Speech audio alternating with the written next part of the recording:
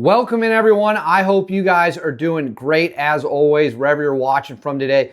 We have a fascinating topic to discuss today, and quite frankly, I am in a state of shock that this is even real, but this is Israel's latest reported plan to win in Gaza, and it is so stunningly detached from reality that, quite frankly, I'm almost at a loss for words about what is going to happen. We are going to get into all of that and much more. Before we do, please make sure to like and subscribe.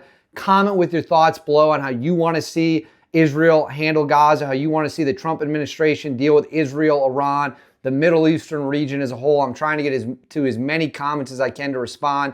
You guys are a very smart audience. I love hearing what you all have to say. Make sure to hit that bell so you never ever miss a video. You'll stay up to date on everything. And now let's get into it. As viewers of the channel know, Israel continues combat operations in Gaza against an organization we're not even allowed to say here on the channel. Otherwise, the video could end up coming down. But post October 7th, 2023, when a sneak attack was launched inside Israel, resulting in the deaths of roughly 1,200 people. It was a disaster. It was terrible. It was evil. It deserves to be totally condemned. Israel has been on the offensive against the organizations they are battling in Gaza, as well as Lebanon, as well as they've launched strikes in Syria, and as well as back and forth strikes against Iran. So the situation is still unresolved in June of 2025. It's crazy to believe. We're almost coming up on the 2-year anniversary, and it is still not concluded, but that is just the state of play we're currently in when it comes to the Middle East, what's going on in Gaza, Israel, all of that stuff. So Israel is currently launching a new offensive in Gaza against the terrorist organization who, again, I can't even say their name here, but we all know who they are. It's yielded seemingly not the fruits that they were hoping to get. It is unclear how many fighters, terrorists have been taken out, what the civilian death count is. We don't really know. There's just a lot of misinformation. News outlets are reporting stuff, having to retract and all that.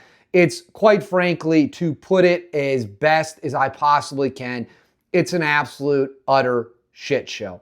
Well, it doesn't seem like the shit show is going to get much better, judging from a new plan Israeli Prime Minister Bibi Netanyahu reportedly has approved in an attempt to combat Israel's enemies in Gaza. Let's get into that right now. This is a report that comes from JewishInsider.com. I will go ahead and throw this up on the screen for you here so you can read it.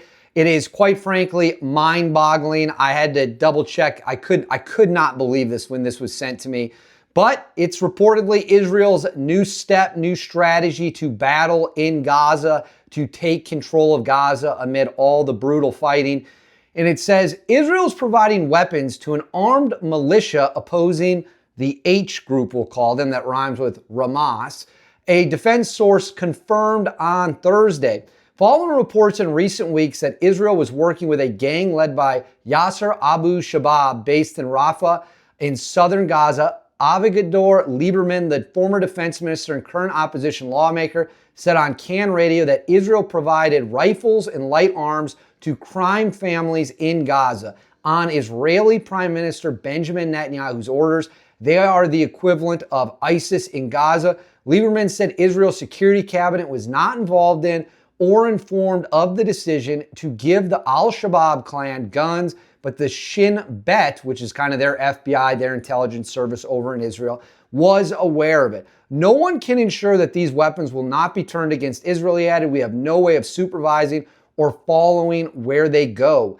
Netanyahu's office did not deny the allegation and responded that Israel is acting to defeat the H-word group in various ways upon the recommendation of the heads of the security establishment.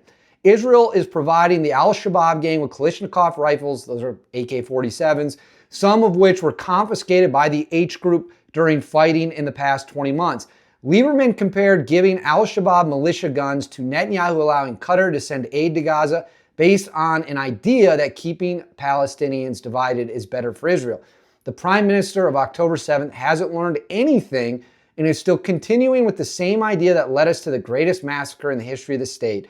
Lieberman posts on X. For years, Netanyahu nurtured the H group and refused to listen to me when I said that he is severely damaging Israel's national security. Now he's making the exact same mistake in sending weapons with clans identified with ISIS in Gaza. It says the Israeli Minister of Defense did not respond a request for comment. So that is what's going on. Israel is arming crime groups in Gaza, crime families, militias to help them fight the H group that we can't say here in Gaza. What do I think about this? What does this mean? Let's break that down right now.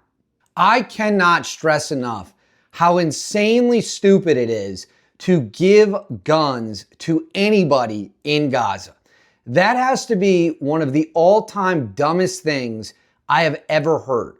And we have a lot of historical examples about how arming people who you think temporarily might be your ally turns into a complete and total disaster. You've got the Taliban and the Mujahideen in Afghanistan. We armed them when they were fighting the Soviet Union. How'd that work out for us in the end? Look at all the groups you armed in Syria. How'd that go? They ended up fighting each other. At one point, we had CIA-backed rebel groups fighting DOD-backed rebel groups. They split into factions. Turns out these people were loaded with Islamic radicals, just complete nut jobs that now had U.S. weapons and U.S. arms. Let's take a look at Libya when Gaddafi fell, and we went in there to support the people fighting against him. Libya is now a failed state with people with U.S. produced and U.S. sent weapons that they're using to kill each other with. Again, I can't believe this is even real. It's also interesting because we heard a lot of dialogue and rhetoric about how there were no good people in Gaza. And look, I'm not going to weigh in on that one way or the other. I think that it is an incredibly complex situation. I do think it's crazy when people act like a 5-year-old is some demon or some evil person. I don't think a 5-year-old has any idea what's going on, but let's just stick to adults. If you believe there's no good adults, good adult males specifically, why would you ever give weapons to anybody? Because all it takes is for one or two things to go wrong, and then who are those weapons going to be pointed at next? They're going to be pointed at Israeli soldiers who have to go in and attempt to clear this situation out. Arming factions of Islamic hardliners is never a good idea. Can anyone give me, in the comments, feel free to let me know, can anyone give me one example in the comments when arming hardline factions in the Middle East went well, where everyone said, hey, great job, this went perfect, these people turned out to be peace-loving people who just wanted McDonald's on the street corner, wanted to go to the movie theater to watch the new Mission Impossible movie. Can anyone give me examples of that? Because I can give you examples of the moderates over the years, taking the weapons they were giving and pointing them right back at the people, specifically the United States of America, who gave them to them. So this is foolishness of the highest level. It is beyond stupid, and we should be able to call it out where it happens. We should be able to point at something and say, that's not very smart. Don't give these people guns, right? We wouldn't give a young child a gun. That'd be very stupid. It'd be very foolish. But we're going to give guns to people in Gaza who just might not like the H group. And what happens if they take over? Do you think all of a sudden they're going to be peace-loving, Western-style democracy advocating resistance fighters? I doubt it. I somehow seriously doubt it. It seems like chaos in lighting a match and throwing it into a powder keg and then dumping gasoline on it. I have a lot of military criticisms of the Israeli military strategy. They're fighting the war in a way that you would never see the United States fight a war, quite frankly. I understand why they're doing it, because they lack the manpower, equipment, and training to fight like the United States does, so they rely more heavily on air power and things of that nature. Giving guns to people in Gaza is a bonehead move at a level that is beyond words. It's lunacy. It is the peak of insanity. But maybe you disagree with me. Maybe you agree with me. Let me know in the comments what you think about Israel arming people in Gaza, and if you think this will backfire in a big way. Make sure to like and subscribe. Hit that bell so you always know when a new video is coming. I'll see you all next time.